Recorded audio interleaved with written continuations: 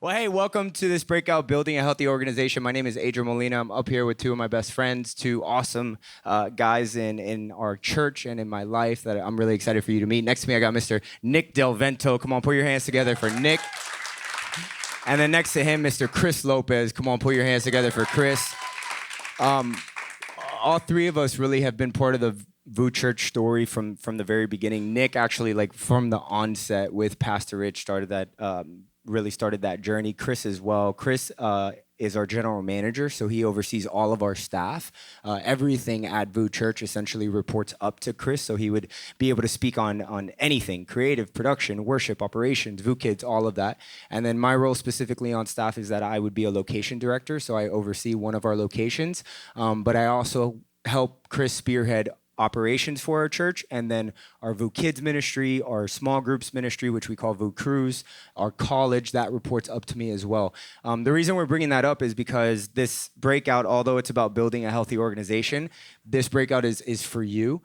So we don't want to spend this whole time talking. We're going to talk a little bit. We've got some stuff prepared, and we want it to be a conversation for sure.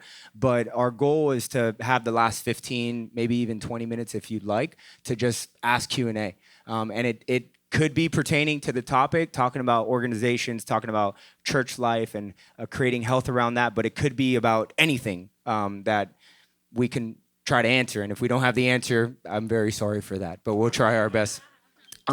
So, hey, we're excited. Before we get started officially, just want to say we want to make sure we have a distraction-free environment. So if you could silence your cell phone, or if you want to turn it off, that would be awesome. You don't have to turn it off, but just make sure it's silent, which I just had to do.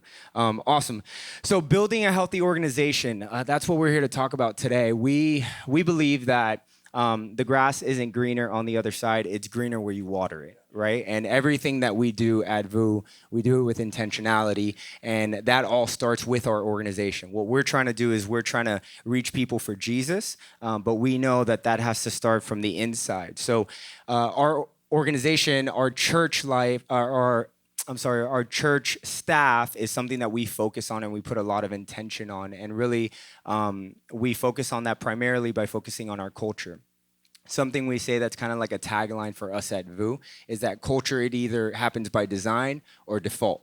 So we want to make sure that it never happens by default. If we don't do anything about it, if we don't put any intention behind it, then it will by default happen by default. So we want to make sure that we're designing the culture at our church. And so much of that is Pastor Rich, it is Pastor Don Cherie, it's them leading that way, but then us helping build systems and structures and processes around that to make sure that we have things in place that can carry out our culture. So we're going to go through a lot of stuff today. We're going to go through church values. We're going to go through our mission, our vision. We're going to go through our weekly schedule, talk about different kind of meetings that we have, and hopefully that's content and those are resources that would be able to help you. But really, I thought it'd be cool, Nick, if we could kind of just start off talking about like the VOUS story and just talk about the beginning times, not the end times. Let's talk about the beginning times. Absolutely, yeah. So in the beginning, it's cool to see Justin McNeil here. What's up, Justin? Good to see you, buddy.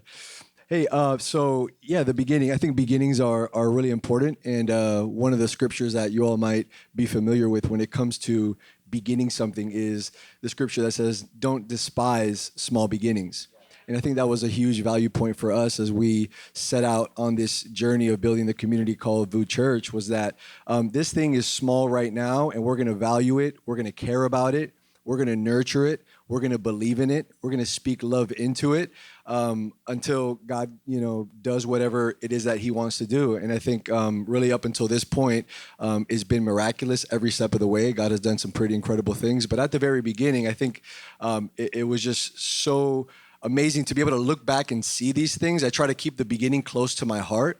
And as our family, my wife and I, we've been married 12 years. We had a 2-year-old daughter at the time.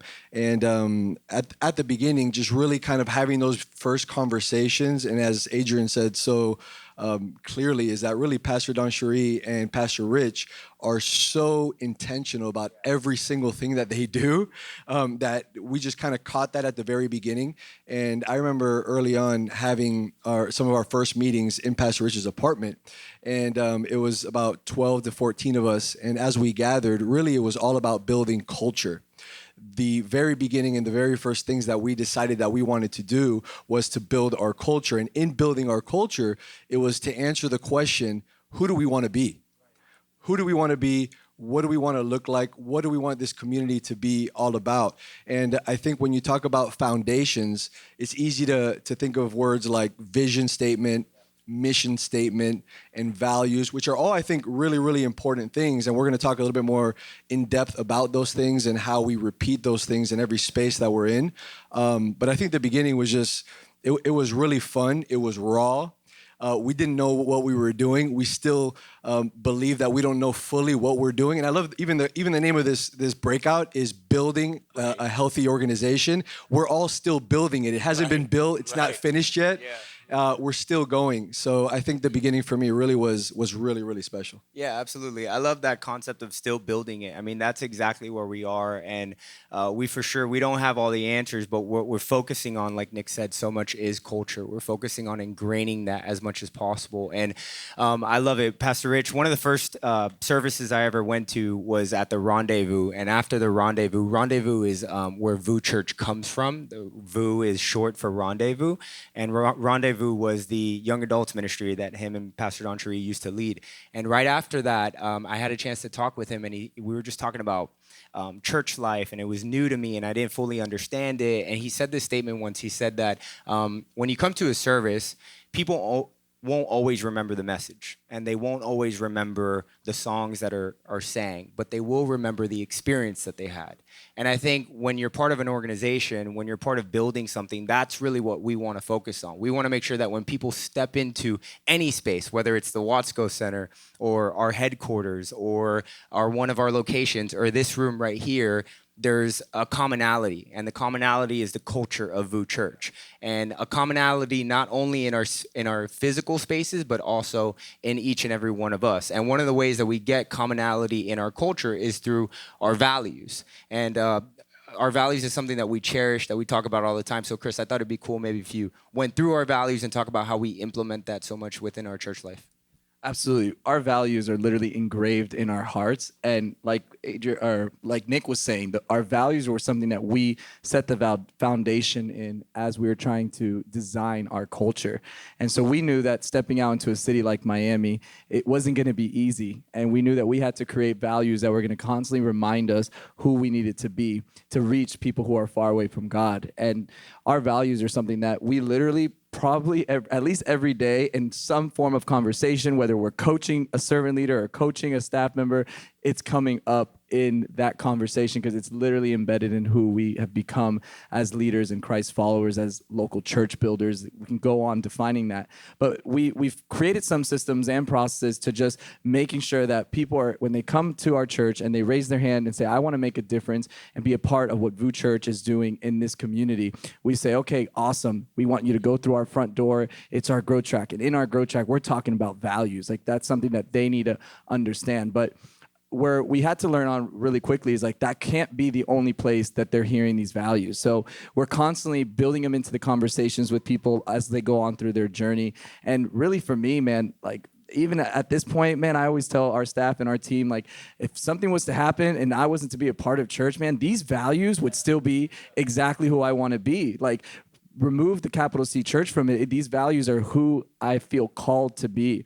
And at VOUS Church, we would say Jesus is our message, people all our hearts, generosity is our privilege, excellence is our spirit, servant leadership is our identity, and passion is our pursuit, and last, honor is our calling.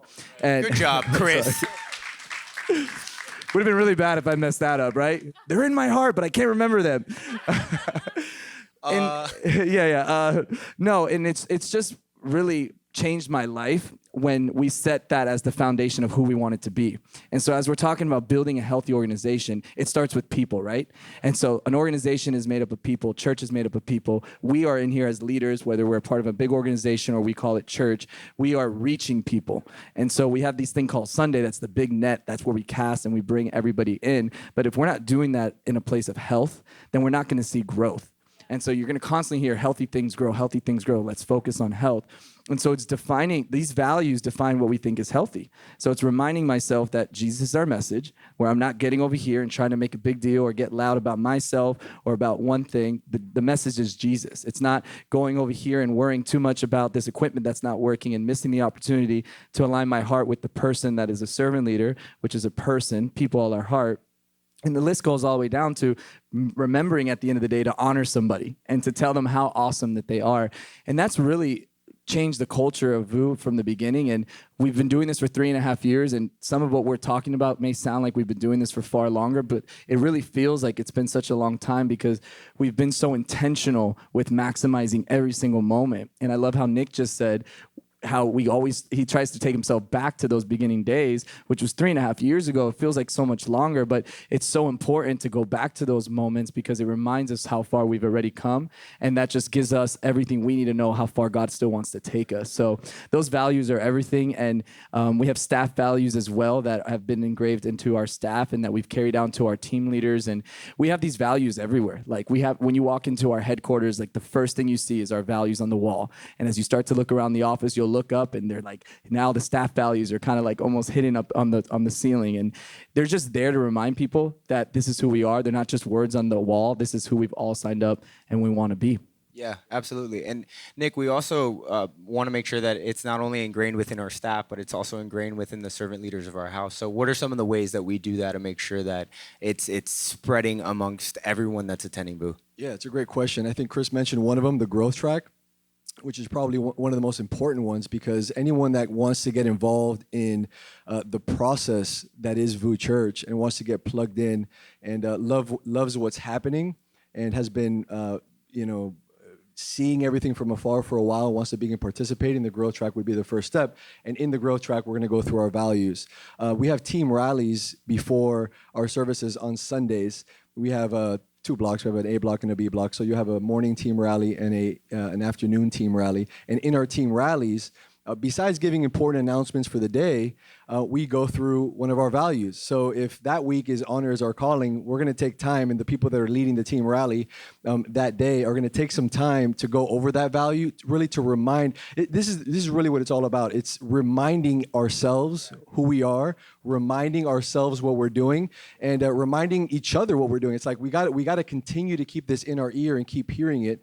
And so during team rally, we'll go over one of the values. And I love what we're doing.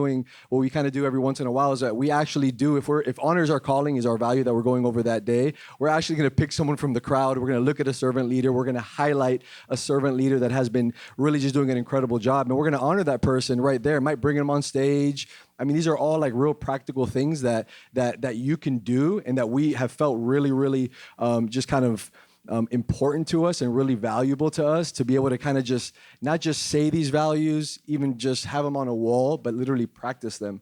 And some of the ways there. Yeah, so in the growth track is a way. In our team rallies, also every Sunday, our teams would get these things called huddle notes. So it's making sure that they're all following kind of every single meeting, every single interaction that you have in a huddle type moment. There's uniformity to it so that we're all saying the same thing. And I love what Nick is saying. It's about reminding. What we've experienced, what we're learning is that repetition leads to reputation. So what we want to make sure is that we're repeating as much as possible. So for VOUS, one of our biggest value points for sure is language. One of our biggest value points is what we're saying and how we're saying it. We think that leadership is communication, and we think our leadership, our communication rather, is going to set the tone to what our culture is going to look like. But I love what Nick is saying too, that it's not just about knowing it, it's about applying it. So we say that information doesn't lead to transformation. It's information plus application that leads to transformation. So even within your organization, within your church, if you're thinking about, all right, this is a vision that we have, this is a mission that we have, these are values that we have, it's about now thinking of the application of those. So have I communicated them clearly to the group? Does everyone know? Do I have parameters and systems to make sure that it is being repeated? Because I know that reputation is going to lead to that repetition is going to lead to reputation. But do I also have outlets for people to apply it? Do I have outlets for people to apply what it is that they're learning, what it is that's being told to them? Because it's when you apply it that you're actually going to see the transformation take place. Something else, Chris, that we are pretty heavy on is kind of systemizing what our workflow looks like. So as a church, we operate in seasons, but even at a staff level, we kind of have a rhythm to what our Sunday through Thursday looks like, or Monday through Friday, however you want to say it. So maybe you could talk through that. Absolutely. We Sundays are our biggest day, right? Sunday we call Sunday slam dunk Sunday. On that's really the first day of the week for us. So we come in, we're ready to just love on people. We're ready to make it the best start of our week that we possibly can as a staff and as a church. And then we come into the office on Monday for Meeting Monday. And Meeting Monday, by the time we come into the office, we would have already submitted our SWOTs, full evaluations of what would have taken place on Sunday. And what I love about that moment there, if I can just for a second talk about SWOTs, is that we've opened up SWOTs, which are strengths, weaknesses, opportunities, and threats of an event or of Sunday.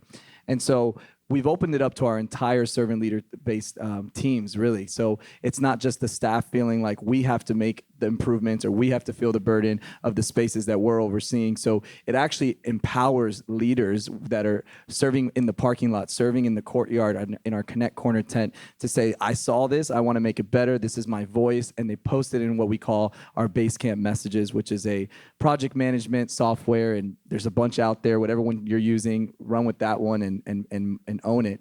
But these SWATs are helpful for Mondays because we come into Meeting Monday and we're huddling in our different departments. We're meeting and we're kind of meditating on all that God did and celebrating, but we're also looking at some of the things that we possibly didn't prepare. It wasn't a lack of prayer, it was a lack of preparation.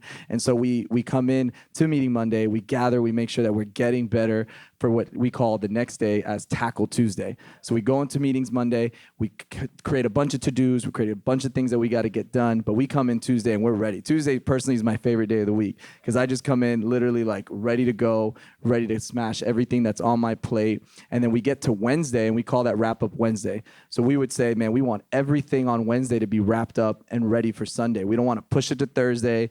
Definitely don't want to push that into the weekend. We want to wrap up everything by Wednesday. We walk out of Wednesday feeling good, ready for Think a Lot Thursday. And Think a Lot Thursday, this is a day that we're trying to focus on future things that are coming up in the next few weeks. If there's an event like Mother's Day coming up, what are we doing for that? If there's a big event like VOUS Conference, months out, Thursday's probably a good day to start kind of margining some time to look at that. That might be a good day to take somebody out to lunch, love on them, kind of connect with them. And so really that's for a staff, that's kind of what we're in the office Monday through Thursday.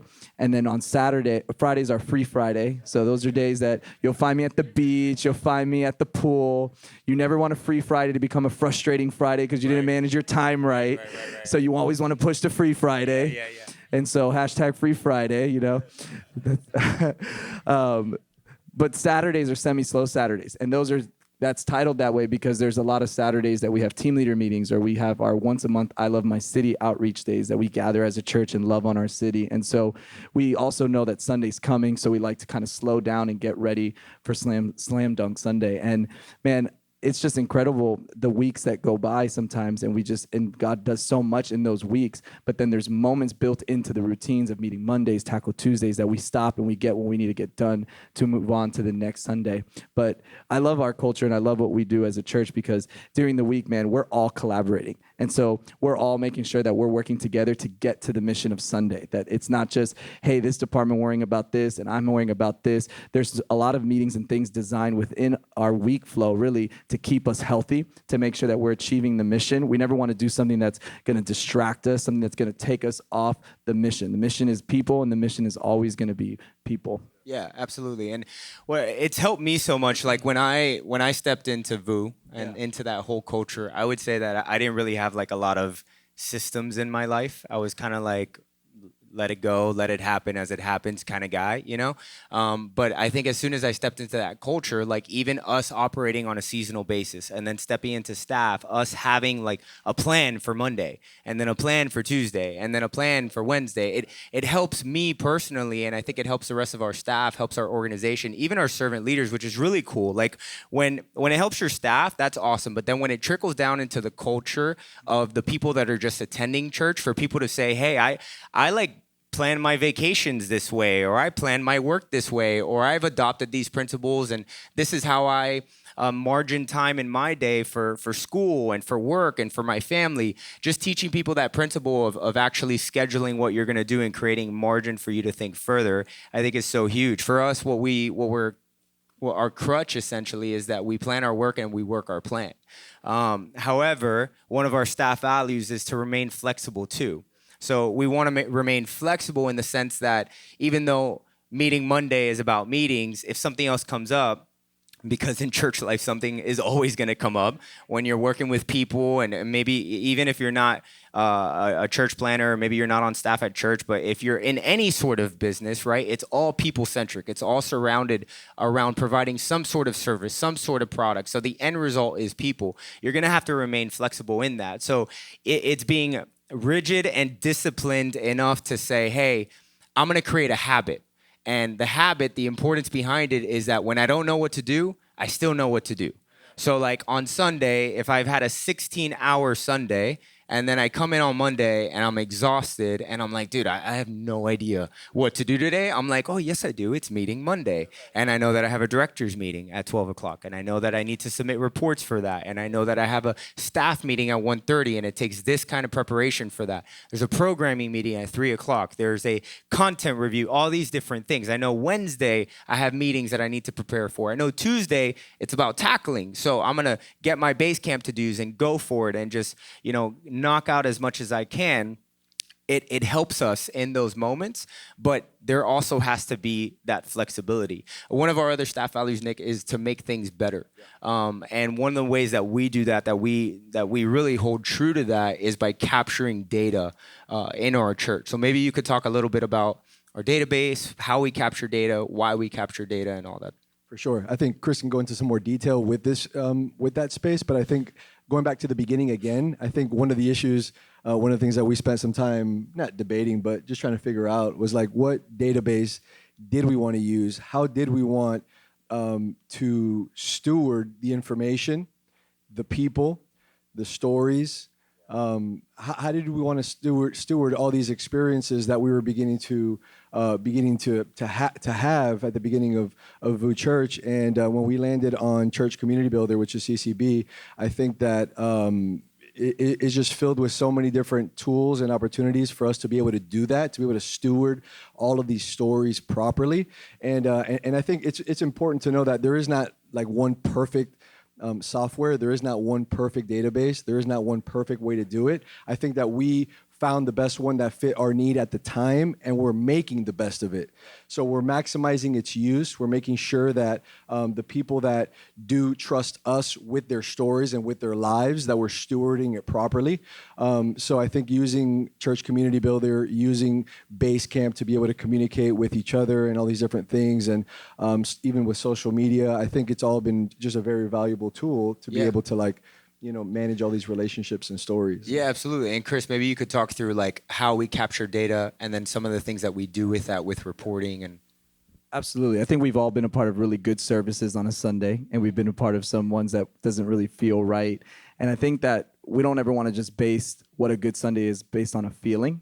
And I think we need data to really prove what is happening. And so we early on valued data. We valued people because we believe people count. And so we come out of Sundays and we have reports that already will show us, which I'm sure you guys all have reports, and some of you could probably even help us with this. But we just value reporting on everything as much as we can. And we believe if we can't measure it, then what's the point of doing it? If we can't measure the health of something, then it's probably not worth doing. And so for us, we constantly are measuring as much of the data that we can find through our church database, which we partnered with Church Community Builder 3.5 years ago. At the time, they were coming out with this new church database, and we're like, let's embark with them. And so since then, we've just maximized their product, and we've really ran that with our servant leadership within our church database as well.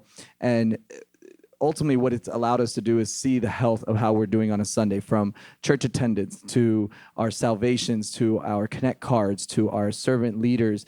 And all these numbers, man, they definitely represent people. I think you guys get that, but it also reminds us where we're at. And so we're constantly measuring where we were last Sunday. We're constantly measuring where we were at last year, and sometimes we'll continue to even go further back if necessary. But I think we've gone over the last probably few months. I know me and Adrian work closely on this, like trying to get into the details of that stuff. And so it's like literally our reports will sometimes have like what the weather condition that day was, because a lot of us in this room, like we're going to church no matter what, right? Like with our umbrella, running in, whatever, putting bags around your shoes if you're Nick Del Vento, like whatever you need to do to get in there. Got him. Shots fired. No, I'm kidding. Nick is awesome. But yeah, you might forget that this time last year, there was a thunderstorm at your 5 p.m. service, and that's why you dropped 250 people. You know what I mean? Or you might forget that there was a holiday that, you know, maybe doesn't consistently land on that same Sunday, and that's probably why you're down 100 people. So before you go crazy, like going based on a feeling, there's actually data that can save you a bunch of arguments, a bunch of meetings that you don't need to be in. You know what I mean? There's work to get done. Let's focus on the data that we have. And so when we make this idea and this value of making things better, we're going based on data. We're going based on facts. And I think that's really what drives the conversations to lead us to being healthy. We know what's healthy, what's not healthy. We let the data kind of speak for itself. I think speaking on that same thing, I remember even at the very beginning, we started counting cars. I remember in the parking lot. We started to count cars in the parking lot. And at the beginning, it's like when you're kind of thinking about doing this and you're having meetings around counting cars in a parking lot, you're kind of asking yourself, like the first question I asked myself was why? It's like, why do we want to do that? You know, and I think to what Chris is saying, and he's done such an incredible job with this area, is being able to manage this. Is every time, you know, a weird kind of weekend takes place with attendance or whatever, like he mentioned, it's like Chris is the first to respond. It's like, hey, remember last year this was happening. There was a large event, you know, in downtown Miami that caused a lot of traffic or whatnot. And it's like all that information is so valuable and it's so helpful to you, but you wouldn't know that information is valuable to you until you start capturing it, until you start stewarding it, and until you start actually storing it somewhere. So I think that's really important. Yeah, give me my mic. Yeah, I think data is so important because it tells a story, and I think that's what they're saying. It tells a story, and that's what is valuable to us, because we want to make sure that we're trying to make an impact for Jesus. So we want to make sure that we're capturing. We say we count people because people count. So we want to capture data because we know it's about stories, and we know that the data is a reflection of people and a reflection of stories. But data also helps you make intelligent decisions for the future. So like what we've just started recently doing, and you could do this on Excel. Like if you have a database, you can pull information out of it into a CSV or CVS. No, that's CVS is a store. CVS is CSV. You could you could be healthy at CVS. Yeah, too, exactly. Yeah. It's a different type of health. Right. Put it in exactly. Put it in a Google Doc. We don't have Excel. We put it in Google Docs. But you can start looking at demographic data, right? So like for example, we know that the most significant demographic at our church right now is single women between the ages of 25 to 35.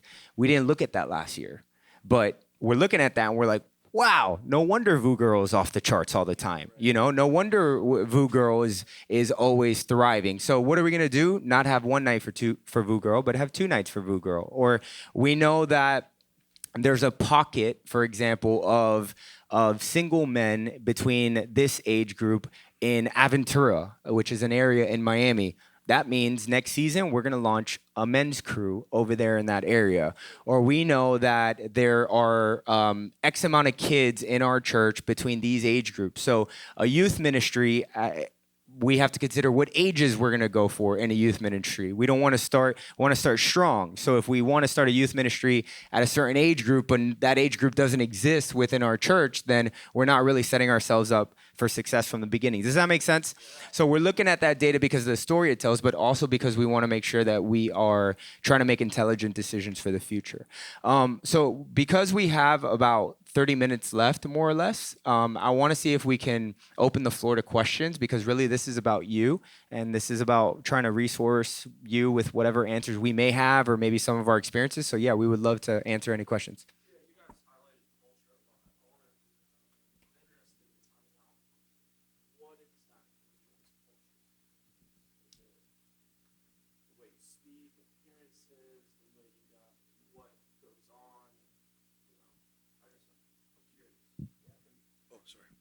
So I had a definition for you right here.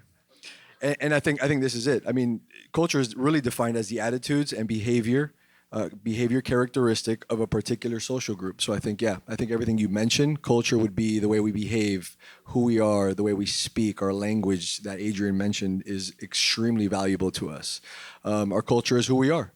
So when you go to a place or you go to a restaurant, we show up to a restaurant that we like and that we always go to. Really, it's part of what really draws us there is probably the culture of the restaurant. Of course, the food is good, but the culture is really what I think is able to establish and really set the tone for a great experience. So culture for us, every society, every group, every organization is going to have a culture. What culture do you want to have at your organization is really the question.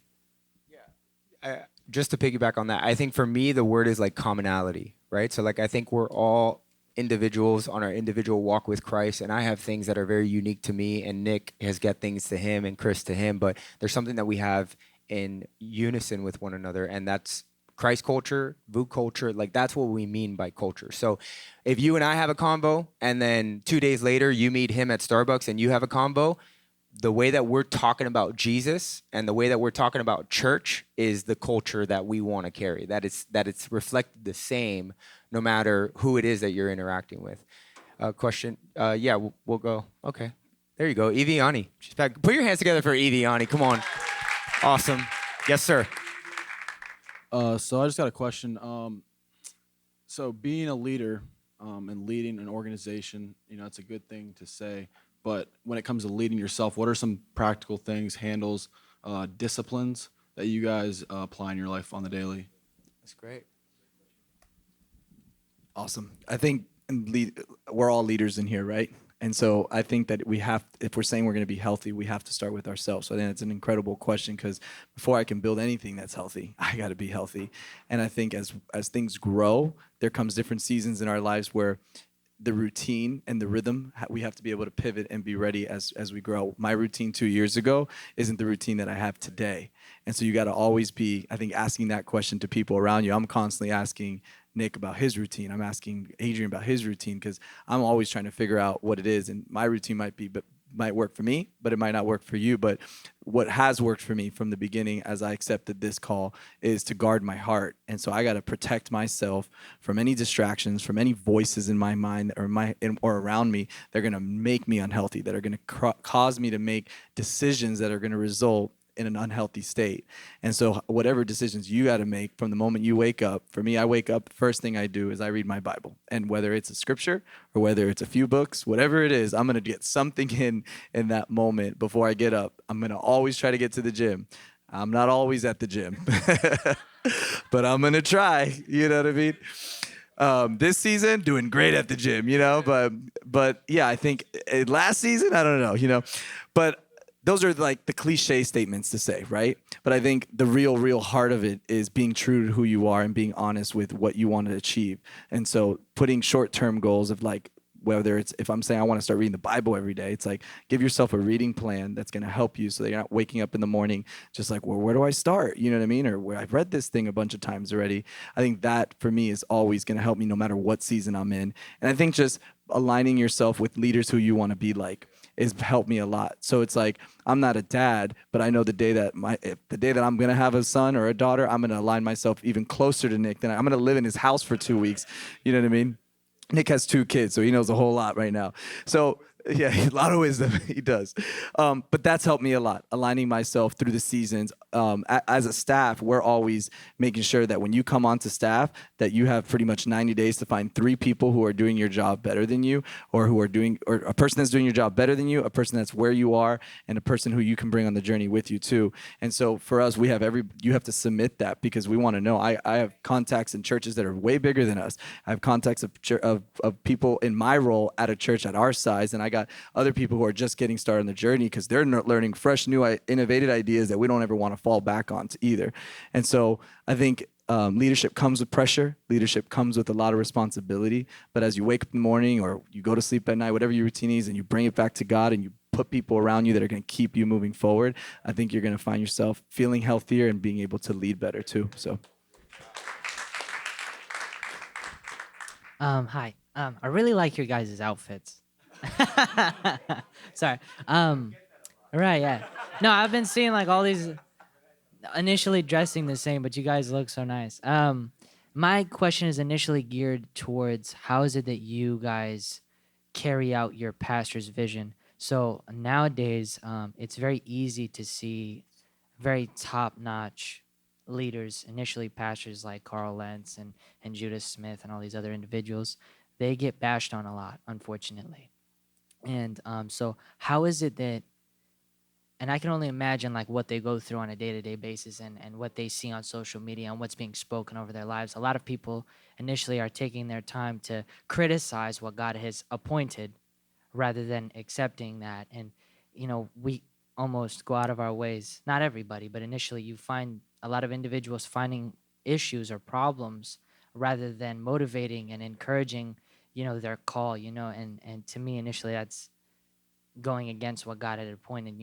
You're so quick to disagree, but you're not quick enough to pray, which is unfortunate. So how is it that you guys uplift not only yourselves as a team? I believe that you guys are not only a team, but a family. I feel like there's a lot of relationships that are built over time. And how is it that you guys go about uplifting your pastor, uplifting certain leaders, and, making it not so much, it's unfortunate to see that a lot of, not for how I'm trying to word it is, there's a line to meet the pastor, but not a line to meet the janitor. But he's a part of the church. He's part of the body. And he can't sit there and bash himself. He feels so discouraged as to the fact that he's a janitor and not the pastor. And, the perspective is lost. They, start to strive for the platform rather than walking in what God's called them to. Yeah. So how is it that you guys uplift the church body within, For sure. your guys' like family? How do you do that? Yeah, I appreciate that question so much. Thank you. I think Pastor Mike Todd just said in the session this morning, I'm forgetting what day it is. In the session this morning, he said, torment what torments your leader. And that's it. Like for me, that's it. It's about what is Pastor Rich and Pastor Don Cherie's pain points, and how can I commit myself to addressing those pain points? Like something we say every single Monday at our staff meeting is we go over our leadership motto. I am a leader. I'm a person of influence. Today, I choose to be a blessing.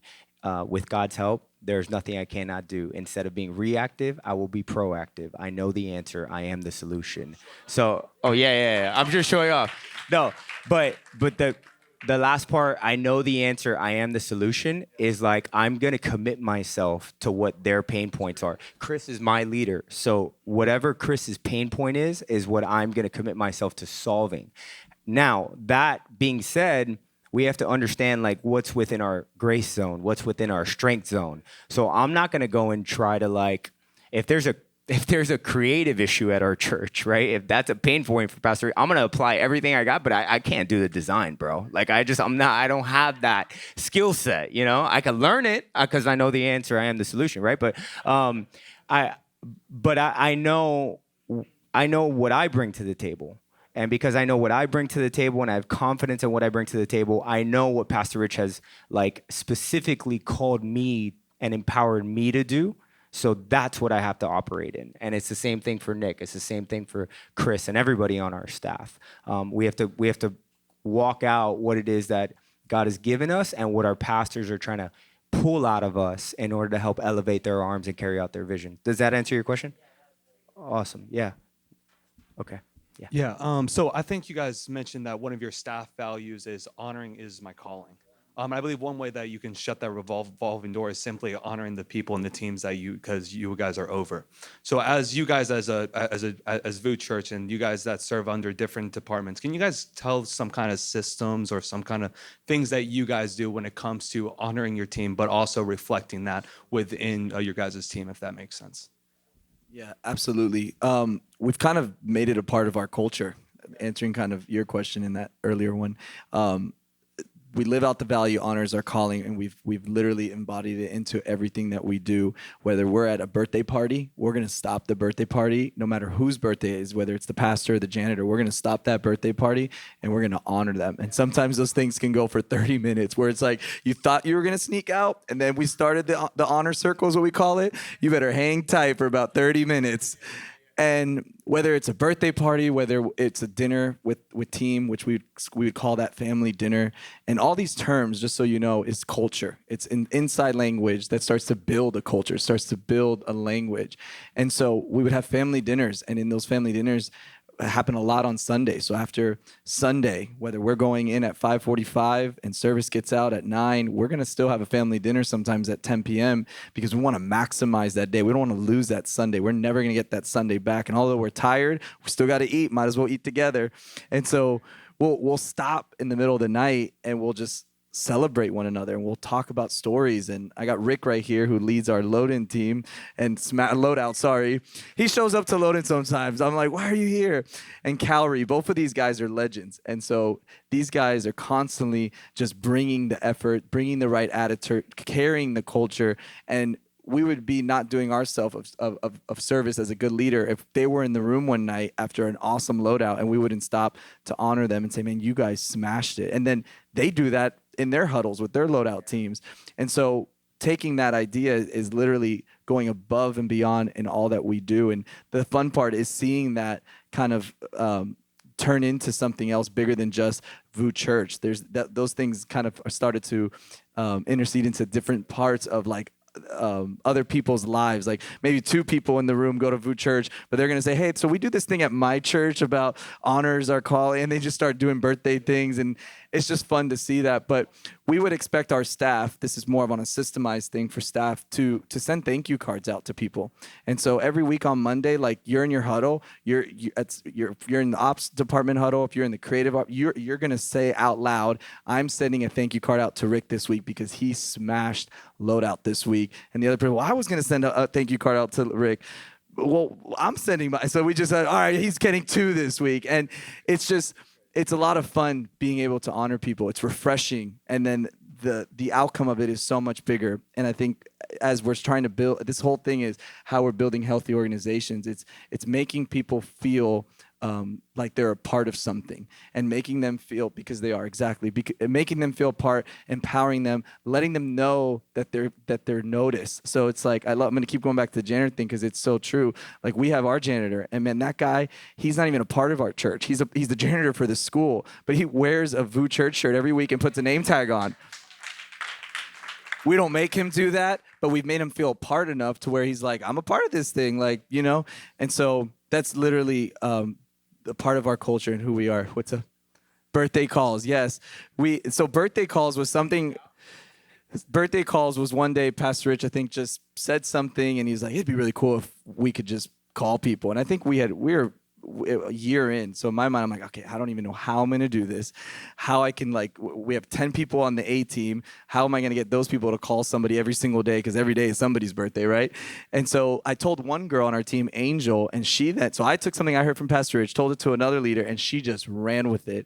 And so today there's a whole birthday team that every day, if you're in our church database, no matter if you serve, if you filled out a Connect card, somebody on our team is going to call you and leave you a voicemail if you don't answer. They're going to say, hey, it's on behalf of VOUS Church and our pastors, we just wanted to wish you a happy birthday. The best is when they call you and they have no idea who you are. Hey, is this Rich? Wanted to say happy birthday to you. Like, yeah, this is your pastor on the phone, which has happened in the last year or so. But yeah, it's awesome. And we love doing that. It's a lot of fun. You don't have to take it serious. You can literally just do it in all that you do. So hopefully that answers your question. So I love the way that you're connecting a millennial generation. So I want you to understand, I've been pastoring for 30 years. I'm a 50-year-old man, and I feel super old in this group, okay? You're incredible. Thank you. But in saying that, I brought some of my key leaders from our church in Canada, some of my key millennial leaders that are here with me, and we're so pumped about just the different tools and connecting points that we can bring back. My question for you guys is this. So first of all, when I service after service, I see this arena of millennials pressing in to the presence of God. It rocks my world. Like, our generation cheers your generation on. I just wanted to ask you guys, how does it look for you guys when you guys look at yourselves as predominantly being millennials? And you got my generation, which are the Gen Xers, and you got the boomers. What would you guys say your team does to try to, if I can say, reach back? How do you connect the Gen Xers and the boomers Or is there connecting points that you guys are very intentional with as a church? That's a really good question. What's your name, by the way? Dwayne. Thank you for your 30 years of ministry. Can we put our hands together for Dwayne? Come on. Appreciate you. I think my knee-jerk reaction, the first thing I thought of was, you're going to attract who you are. So I think because we're a pretty young church, not just in church years, but also in the leadership, we're going to attract who we are. But at the same time, this word intentional and being intentional is really, really important to us. So we actually need every age group to be a part of this community if we want it to be successful, if we want to reach a city, if we want to change a world like we believe God wants us to do. We have to reach back and we have to reach forward. So, Dwayne, you're as important to us as the Millennial is, and the Millennial is just as important as the Gen Xer. And for us, it's like, our VOUS Kids team, we emphasize the idea that it's not babysitting. We're not babysitting these kids. And I think as simple as that and as silly as that may sound, it's very, very intentional and it's very real and it's very important. We're not babysitting these kids during Sunday services. We're actually developing their character, their relationship with God, and that is those are seeds that are being planted in their lives that we know that as they grow up, they're not going to depart from it. So I think on a kind of observation level, just kind of reacting to your question, I think that's kind of how I would answer it. Maybe Adrian can chime in, but I think it's that. You're going to attract who you are, but it's being very expressive. Pastor Rich and Don Cherie are very expressive about the fact and the idea that we need all different age groups. We need all different walks of life. We need all different life experiences to be a part of our community because we value each one of those. I would agree fully with Nick, and I would just say that diversity, whether it's culture or the color of your skin or age or whatever it is, gender, you have to fight for it. So we are very intentional of fighting for diversity at our church. So we try to systemize that in a way so it's not like quotas or anything like that. Systemize it in a way of if we're gonna be public in any space, in any platform, we're gonna fight to make sure that we're fighting for diversity in any of those spaces. If we're going to appoint people into leadership, we're going to look at that and pay attention to that and say, hey, are we doing ourselves a disservice, just being honest and vulnerable? Are we doing ourselves a disservice because all of our crew leaders are people from Miami or people from a certain part of Miami or just a certain age group or just a certain skin tone or whatever it is? Are we asking different questions to people with different backgrounds? I remember the second year of our church, we had a dinner, like a family dinner, and it was open to everybody, but the conversation was around what does it feel like to be African American in Miami? Like what is that? And let's have a convo around that. And I think it's about systemizing things like that to create awareness and then fighting for diversity of all types is what we're trying to be really intentional about. I think we have time for a couple more questions, if that's okay, Vianney. Maybe we haven't heard from any girls, so maybe some girls. Here we go. I think we've got 3 right there. 1, 2, and then 3, and then we'll wrap up. Hi there. Thanks for sharing. Just want to get to my question quickly. Can you share how you identified some issues in your organization and how you turned them from unhealthy to healthy? Man, you want to take that? Well, the breakout is over, ladies and gentlemen. Thank you so much for coming. Yeah. You want to take that? That question is pretty broad. So say it one more time. Taking an unhealthy.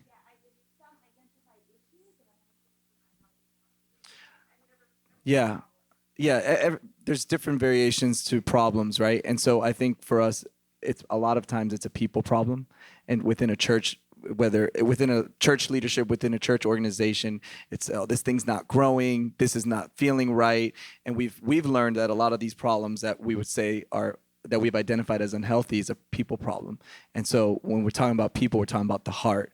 And so the way we're trying to always get to the root of someone's heart. Like, what is it? Is it offense? Was it because I didn't invite you to somewhere? Is it because maybe I didn't say hello to you? Do you feel like you're not in part of this? Let's get to the root of what's really going on that has caused this to become a problem, to cause this to be an unhealthy state. And we build it out from there. And so for us, it's like, no matter if there's a team leader and they're in a season where it's like something's just not going right and they're just unhealthy, it's not like, okay, well, here we go, man, this is where it ends. No, we build literally a system around them to make sure that we're checking in with them. Like, I'll hit up Adrian and be like, hey, where's this person been? Haven't seen this person. I know they just came out of a rough season and they're not leading anymore, but like, they need to be in church. And whenever they're ready to come back to serving, like, just get them serving anywhere. Like, God's going to do stuff through them serving more than anything else, you know? So we are always actively working to getting to the root of the problem, which for me is always a heart thing. It's always a people thing.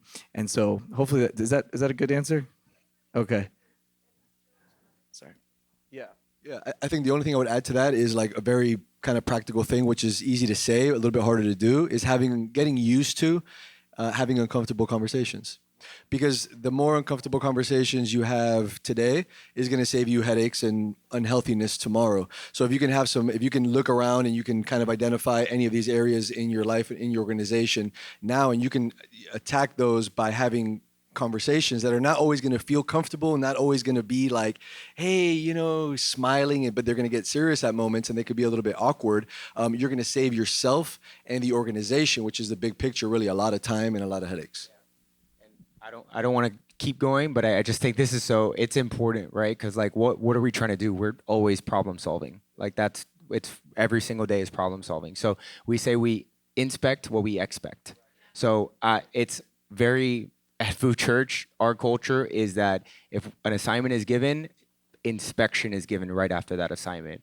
And if the assignment wasn't completed the way that it was supposed to be completed, first, the leader's going to look at, did I not provide clarity? Did I not do it the right way? If I did do it the right way, if I did provide what I needed to do, then where's the gap, right?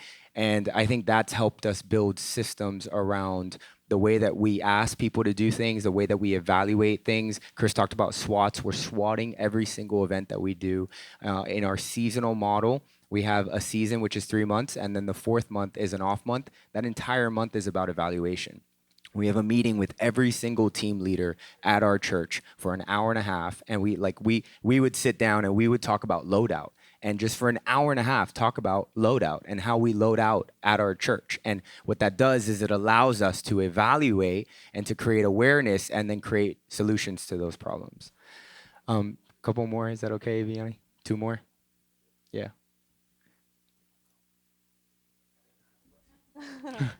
So this question goes to when building an organization and when launching a new project, how do you go about choosing the people to be a part of the team?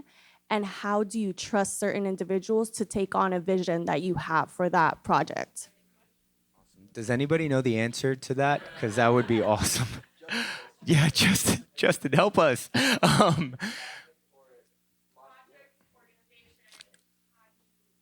Yeah, I think we'll all probably contribute to this. I'm a big fan of you get the right people on the bus, and then you put them in the right seat, right? So I'm a big fan of what I care about is, number one, like I love staffing. My whole background is like training, development, organizational psychology. That's what I love, right? So I love like, how do you identify the right people for the right stuff? So I'm looking for, number one, person organization fit. Before I look for person job fit, I'm looking for, do you fit in this organization? Do you fit in this culture? Once I've understood that, then okay, you're on the bus. Now I'm looking for person job fit. So have you done in the past what I'm asking you to do in the future? The best indicator of future performance is past performance. So prove to me that you know how to do this before I put this in your hand. So that would be person job fit. So now I know person job fit, I could put you in the right seat in the bus.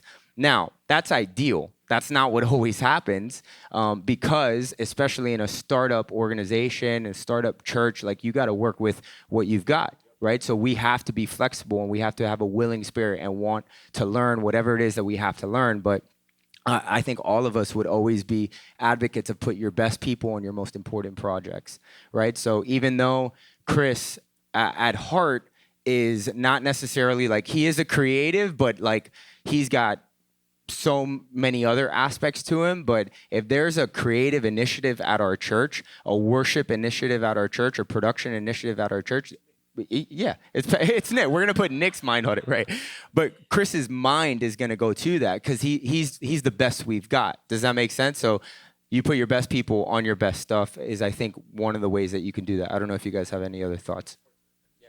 Do you have another part to that question? I think it was like, how do you get the right people, and then how do you entrust them?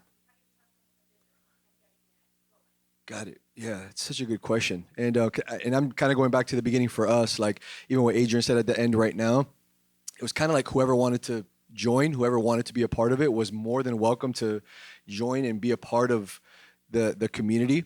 And I think from there, I think time will tell a lot of things. You know, I think the vision is going to be cast, the values are going to be expressed, the language is going to be established, the culture is going to be set, and the people that value what you value are going to stick around. And they're not just going to stick around, but they're going to thrive. They're going to learn it. They're going to want it, and they're going to in turn begin to reproduce that same culture in other people. And I think those are some of the signs that that you can see and that you can gather really at the beginning of something, because that's really how it was for us. And then I think maybe a little bit more quickly than most people may think, it started kind of to merge into what Adrian was saying, in that, hey, this is your strength. You've been doing this for a while, you know, and they had me leading worship, for example, for a while, and it wasn't my strength. I'm kidding. I wasn't doing that. It was. I really wanted it to, can you tell? So, but if for a while you're working on this, and then you gradually are able to work really into your grace zone and build it that way.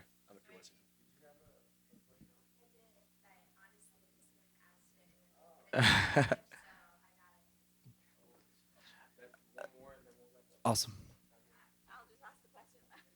What are some of the resources that you use to help expand your understanding of building a healthy organization? Absolutely. I think our pastors obviously led the charge in that from the very beginning. They had that clear vision of what they wanted to do to reach this city, but they had no idea how to do it. And so we had to quickly realize that there was people who went far on this journey, much further on this journey than we were, because we had just started. And so literally next door, there's Pastor Mark Pettis, who's talking about amazing things. But his senior pastor, Chris Hodges, was somebody who our pastor immediately went straight to and was like, how do I do this? And there were so many systems and processes, which they're one of the largest churches in America. And he's a systems guy. He's a finance guy. He's making sure that we're going to run this church from a systematic approach, but yet we're going to still keep people at the center of it all and God at the top of it all. And I think we really have learned so much from Church of the Highlands. They've literally opened their doors. And if you ever get a chance to go to one of their conferences that they offer, like it literally, your team will be super blessed. We're trying to learn as much as we can to do conferences like them to bless people who are looking at us as a resource. But they were great in the journey of helping us. They invented the Grow Track. We get emails all the time like, that thing you invented, the Grow Track. We're like, my goodness, we didn't invent the Grow Track. It was Church of the Highlands, you know? And then just aligning with people around you. I think that thing that we said, that there's find three people that are doing stuff further than you on the journey, I think has been helpful for resources. There's a lot of times that we're like kind of scratching our heads like, man, we just don't understand. Like, how do we do this? It's like, just call another church. Like, it's okay. We're all in this together. I think we can sometimes be really hard on ourselves trying to create the resource or figure out we don't have the resource or, my gosh, look at them. They have so many servant leaders. Like, we have 100. Like, the blessing is in the room, and the blessing is in what you value the blessing to be. It doesn't matter what type of pastor you have or how many servant leaders you have. Like, you're blessed. You have a pastor. You have people showing up. Value what that is. Value the resources that God has already given you. More is going to come.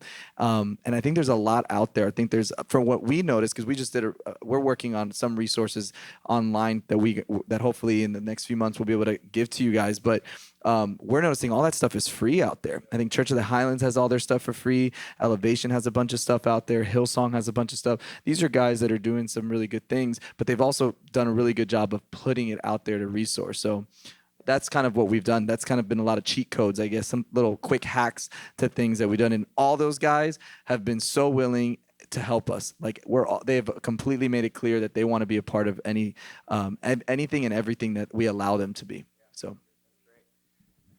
Well, with that, we have officially wrapped up this breakout. So put your hands together for yourselves. Awesome.